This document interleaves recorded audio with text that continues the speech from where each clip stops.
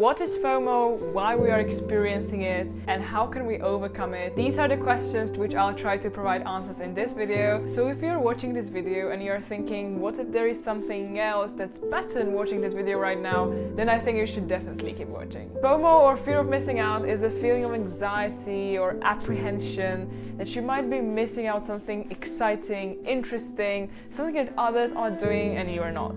FOMO often arises from seeing social media posts, hearing about some exciting new events, or knowing that other people are participating in some fun activities right now which you're not part of. There are many reasons why you might experience FOMO, therefore I will mention just the most important ones that are behind the majority of FOMO. The first one is social comparison. We like to take other people's lives and put it next to ours and then look at them and see if they match, and if they don't match, trying to find out why, and really trying to ensure that we are keeping up with others. That's part of the desire to belong and to really fit in. When you see other people's accomplishments or experiences and lifestyles in general on social media, you might feel like this is not how you live, and maybe you wish you lived like that. Even though you might know that when it's on social media it is not always true, you can still feel the sense of inadequacy and feeling like you are not as good as the other person. That's natural, we are humans and we compare with others, but that's the number one reason why we are experiencing FOMO. The second thing is the fear of regret.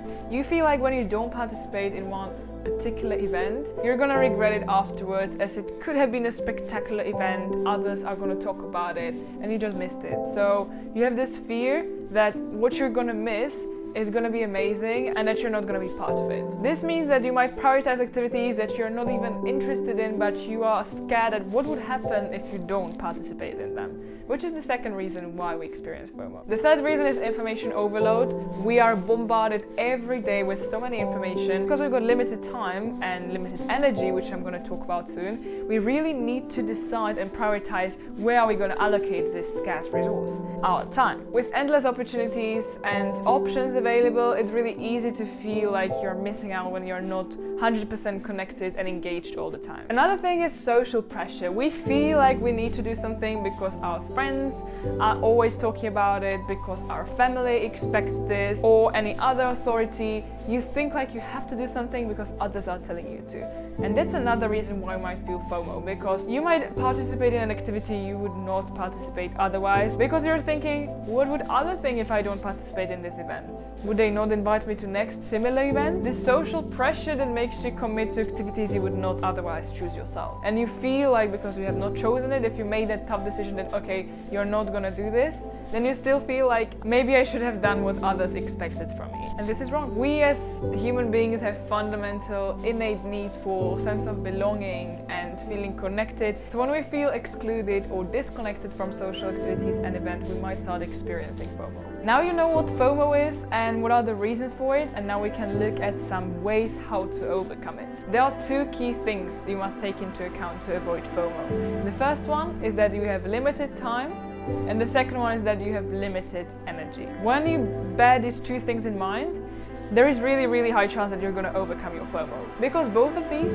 time and energy, are limited, you have to make choices, and choices lead to trade-offs. And when you make that choice, it automatically means you're going to miss something out. So you need to work with these two commodities you have, your time and energy, and find the best decision for yourself, which is very difficult, but when you find it, you need to feel good about yourself that you made a good decision. When it comes to limited time, ask yourself, would I do this activity if I had all the time in the world? If the answer is yes, then keep going. If you're hesitating, it means that it might not be the best option for you, and there might be another activity that you would choose if you had all the time in the world. This is not in the literal sense. This means that, for example, if for that evening you had suddenly the whole evening free instead of going to that specific event, would you choose that event or would you choose something else to do instead? Also, as you have limited energy, you need to prioritize based on your energy levels throughout the day to do important activities.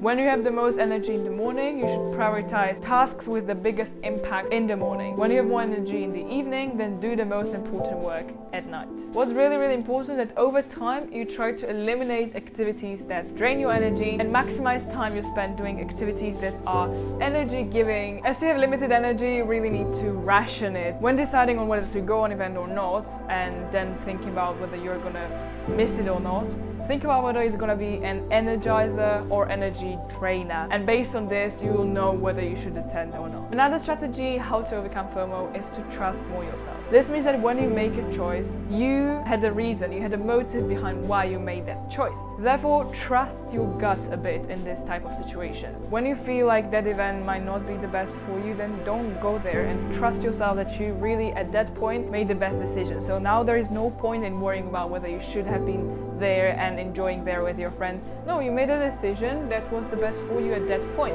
It maximized your well-being at that point, gave you more energy to choose something else instead, and you decided to spend the time accordingly. You chose the thing that brought you the biggest value at that moment. The second thing you didn't choose brought you less value, so that's why you didn't choose it. So bear this in mind when you're going back to your decisions and thinking about why you made certain choices. You made a choice because it gave you the biggest value in that moment, which is why you should not fear that the other option would be better. You chose the best one. My favorite advice is to be grateful for what you have and not think about what you could have had or what events you might have missed. Practicing gratitude, whether it's in the written form, into your journal, you can write it down if you want to really clearly see how many blessings you have and how much good is around you. So stop focusing on things you don't have and focus on what you have in the present moment. When you focus on quality over quantity, you can also overcome your FOMO, because you will prioritize fewer activities but they matter to you the most, rather than doing a lot and just having stress from not having enough time to do all of them. You will choose and select the most important for you, so you will spend high quality time that will be energizer, not energy drainer,